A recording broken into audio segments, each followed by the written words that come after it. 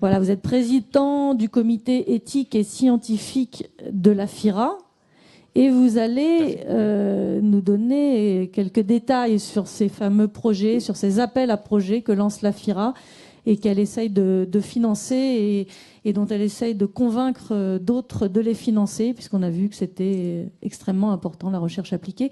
Alors, un mot sur les appels à projets. D'abord, le type de projet reçu, Axel Kahn disait tout à l'heure, il y en a énormément. Dont une grosse partie sont quand même extrêmement intéressants. Oui, en tout cas, ce qui est tout à fait frappant au cours des années, de 2010 à 2014, on va voir ce que ça donne en 2015, mais ça va être sans doute là aussi très copieux, la récolte va être copieuse, c'est qu'on est quand même passé d'un petit nombre, d'une vingtaine ou d'une trentaine, à 150, plus de 150. Donc on a là sans doute un intérêt qui a grandi de la part des organismes qui nous sollicitent. Et donc ça, c'est un signe tout à fait positif. Et il y a un deuxième point peut-être que on n'a pas évoqué, mais je tiens à l'évoquer, c'est que de plus, ces projets plus nombreux sont de mieux en mieux cadrés avec ce que l'on peut souhaiter. Et ça, je crois que c'est un point positif. Alors, je le dirais pour caricaturer, qu'ils sont de meilleure qualité, mais ça ne veut pas dire que les projets n'étaient pas de bonne qualité, mais ils n'étaient pas cadrés exactement comme on le souhaitait. Alors, qu'est-ce que l'on peut en tout cas résumer comme critères qui nous permettent de retenir les lettres d'intention et bien sûr, au final, les projets en tant que tels. Je crois qu'il y a 4 grands critères. Il y a d'abord le critère de la pertinence. La pertinence sur les axes qui ont été rappelés tout à l'heure au début par Axel Kahn et Jean-Claude Amessen, c'est-à-dire une référence à la question de la participation sociale des personnes en situation de handicap. Et la référence majeure que nous avons prise, c'est la Convention internationale des droits des personnes handicapées, la Convention des Nations Unies de 2006. Donc ça, c'est une référence qui est maintenant, je crois, de mieux en mieux comprise par les personnes qui nous sollicitent. Deuxième critère, c'est évidemment un critère d'ordre scientifique. C'est-à-dire que s'il doit y avoir recherche et recherche appliquée, il faut qu'il y ait un certain nombre de critères de validation de la recherche qui sont d'ores et déjà annoncés par les porteurs d'une lettre d'intention et d'un projet. C'est-à-dire que ça ne soit pas simplement de l'idéologie, de la bonne intention. Ça peut être tout à fait intéressant, mais ça n'est à coup sûr pas suffisant. Nous avons besoin de critères de validation scientifique dans la variété, d'ailleurs, de ces critères scientifiques. Et là, on peut avoir des discussions, y compris au niveau du comité scientifique et éthique. Troisième critère, et ça, je crois que c'est un critère tout à fait fondamental, qui est là aussi de mieux en mieux perçu, c'est le partenariat. Le partenariat entre une équipe de recherche labellisée, en général des équipes universitaires françaises, mais aussi d'autres pays. Par exemple, il y a beaucoup de recherches qui sont proposées en partenariat avec la Grande-Bretagne. Il y en a beaucoup. Et puis, l'autre volet, et c'est ça qui est important, l'autre volet étant la participation directe de personnes qui sont soit des personnes en situation de handicap, soit des personnes qui représentent les personnes en situation de handicap, par exemple dans le cadre d'associations. Et ça, effectivement, nous y tenons beaucoup, et de plus en plus fermement en tout cas, pour retenir ou ne pas retenir parmi les 150 des projets qui ne cadrent pas avec ça. Alors ça me paraît un critère qui maintenant est de mieux en mieux compris, et parce que ça implique des personnes véritablement qui sont dans les situations, qui connaissent les situations avec des chercheurs. Et puis quatrième critère, c'est le critère des perspectives d'application, ce que l'on appelle dans un langage un peu particulier, je crois, les supports d'application. C'est le support, c'est ça, oui. Le support d'application, c'est-à-dire quelles sont les perspectives qui vont être ensuite, une fois la recherche terminée, les perspectives qui vont effectivement être utiles pour les personnes, utile pour la participation sociale des personnes, utile pour la vie quotidienne des personnes et la citoyenneté des personnes. J'ai résumé. Tout à fait. De manière superficielle. Vous avez été parfaitement clair et concis, même moi j'ai compris. Est-ce qu'on peut noter, selon les années, depuis 2009 maintenant que la FIRA a été créée, des différences, des tendances dans les projets qui vous sont envoyés? Est-ce qu'on peut comme ça parler de tel ou tel type de handicap ou de recherche appliquée, voilà, concrètement dans ces projets? Pour les types de handicap, nous conservons dans les propositions une majorité de demandes qui concernent globalement les personnes avec des problèmes mentaux ou des déficiences intellectuelles. Donc ça c'est vraiment la tendance forte, ou alors tout type de handicap. Hein. Ça, je crois que ça se maintient de manière assez forte. Par contre, sur le contenu des projets, et là, nous n'avons pas encore assez dans ce domaine-là. Je crois que ça a été dit tout à l'heure. Ce sont des projets qui toucheraient à des aspects technologiques. Hein. Alors, non pas la technologie pour la technologie. Hein. Il ne s'agit pas de montrer tel ou tel appareil qui soit justement dans la perfection technique, hein, et qui serait utilisable par les personnes. Non, il s'agit d'avoir un certain nombre d'objets technologiques ou d'orientations technologiques dont on puisse montrer, dont les porteurs de projets puissent montrer qu'ils améliorent la vie quotidienne des personnes. En quoi la vie quotidienne, justement, hein, se trouve transformée et favorablement transformée par ces outils technologiques. Et là, de ce point de vue, il faut dire que nous avons reçu des projets de cet ordre-là, mais que nous n'en avons pas assez, hein, et que là, il y a une demande, et peut-être justement, hein, dans ce secteur-là, il pourrait y avoir des partenariats avec des entreprises qui pourraient justement aider au financement. Et ça, je crois que, je ne le dis pas par un souci mercantile, mais parce que je crois qu'il y aurait une liaison forte entre justement des entreprises qui développent, hein, ce type d'appareil, et puis l'intérêt que nous avons, c'est-à-dire l'intérêt pour l'amélioration de la vie des personnes. Et l'intérêt pour l'entreprise sera d'améliorer la vie, de toute façon, de tout le monde au final, comme ça se fait à chaque fois dans la recherche pour le handicap. Et de tout le monde, tout à fait.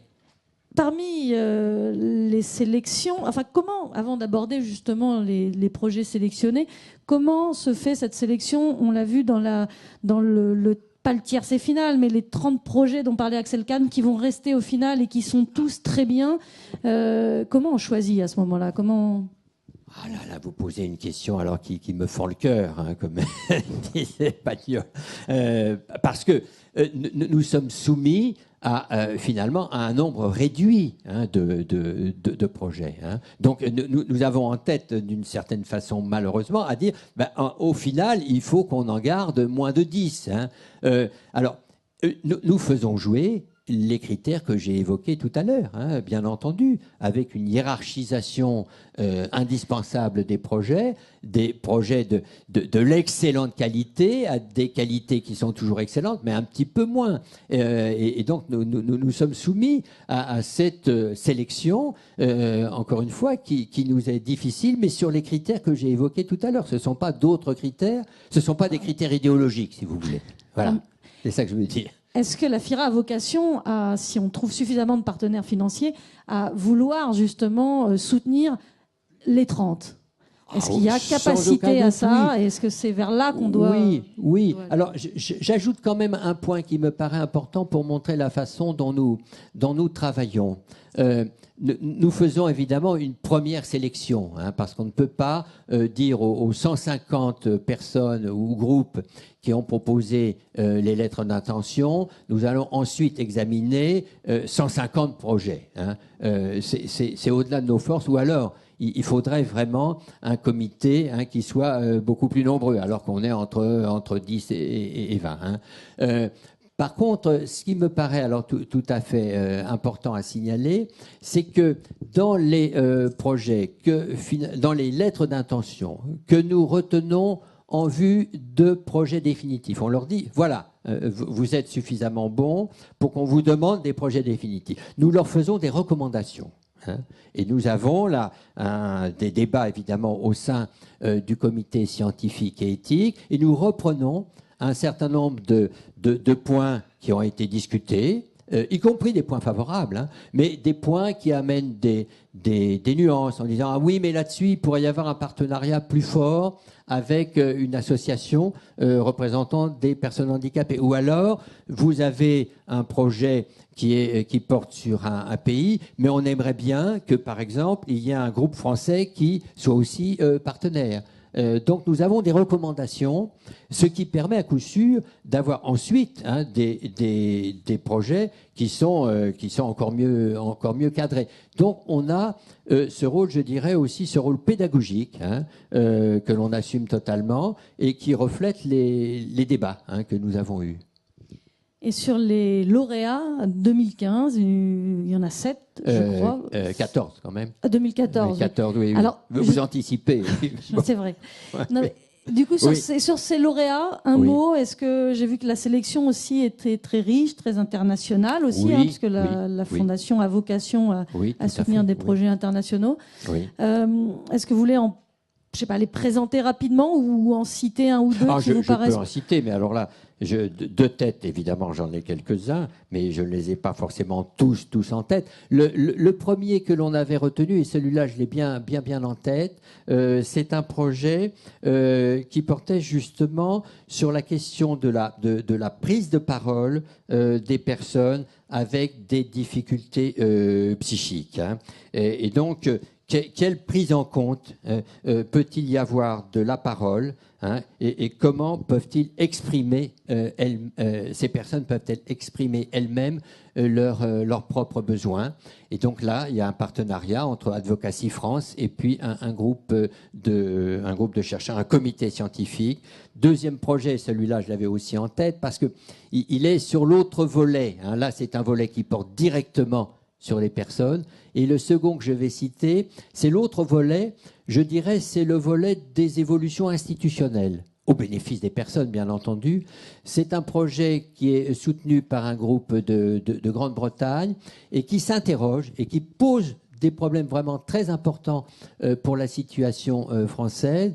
C'est comment peut-on envisager la transition entre ce qu'on a appelé traditionnellement en France des prises en charge institutionnelles. Ce mot est horrible, de prise en charge. Hein. Disons les attentions institutionnelles à l'égard des personnes.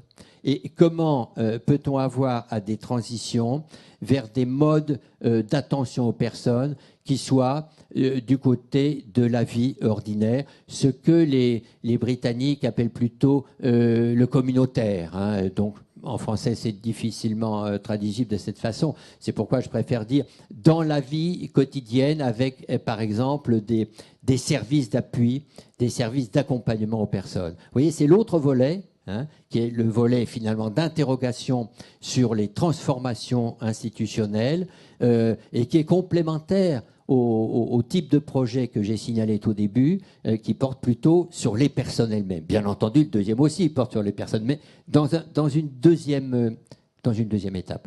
Voilà, la sélection des lauréats 2014, elle est extrêmement variée. Hein. Il y a des projets sur le mythe de la sexualité, une enquête sur l'impact de la stigmatisation sur l'éducation et les possibilités offertes aux enfants et aux jeunes atteints d'albinisme en Tanzanie et en Ouganda, enfin des choses extrêmement variées. Il y a vraiment ce souci dans la sélection des projets de répondre à tous les types de problématiques et de handicap et de garder quelque chose d'extrêmement riche et varié. Oui, tout à fait. Oui. Mais on a effectivement le souci de la qualité hein, des projets retenus, avec les critères que nous avons signalés tout à l'heure, mais on essaie aussi de ne pas avoir quelque chose de totalement homogène.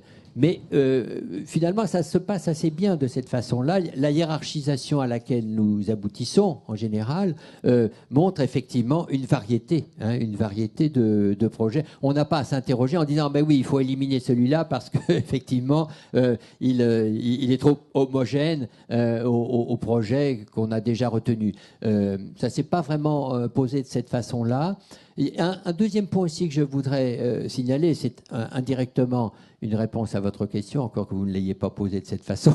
La façon dont nous travaillons habituellement dans ce comité à la fois scientifique et éthique, en liant vraiment les deux aspects, hein, l'aspect scientifique et l'attention aux personnes. Hein, c'est pour ça que l'on pourrait... comme ça qu'on pourrait définir le souci éthique, c'est que nous travaillons finalement au consensus. Je connais, enfin plusieurs collègues ici connaissent bien, des instances scientifiques où il y a des tensions telles qu'il faut choisir avec des votes. Hein. Et finalement, c'est avec des votes que l'on a affaire à une hiérarchisation des projets. Nous n'avons jamais eu besoin de recourir à des votes. Autrement dit, à partir des discussions très ouvertes que nous avons entre collègues du comité, nous aboutissons à un consensus où nous hiérarchisons les projets en étant tous d'accord. C'est quand même bien. Ça, c'est de l'inclusion quand même. Nous sommes divers, hein, parce que c'est ça le grand intérêt. Hein, nous sommes divers. Cela va de médecins spécialistes, par exemple, de réadaptation fonctionnelle, à des représentants plutôt d'un versant de la psychologie, des sciences sociales, et puis cela a été signalé tout à l'heure, des personnes elles-mêmes en situation de handicap, non pas qu'elles soient là parce qu'elles sont en situation de handicap, mais parce qu'elles ont des compétences particulières dans leur domaine.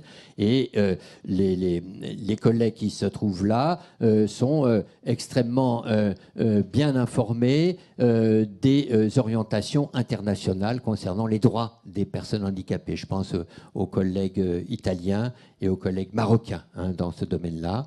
Nous avons aussi des collègues de Suisse et de Belgique. Là aussi, la variété internationale. Donc, diversité du point de vue discipline, discipline scientifique, ou bien aussi représentation d'associations, bien entendu, j'allais oublier, mais là aussi, c'est avec la dimension éthique qui est souvent représentée, et puis diversité aussi au niveau des pays représentés.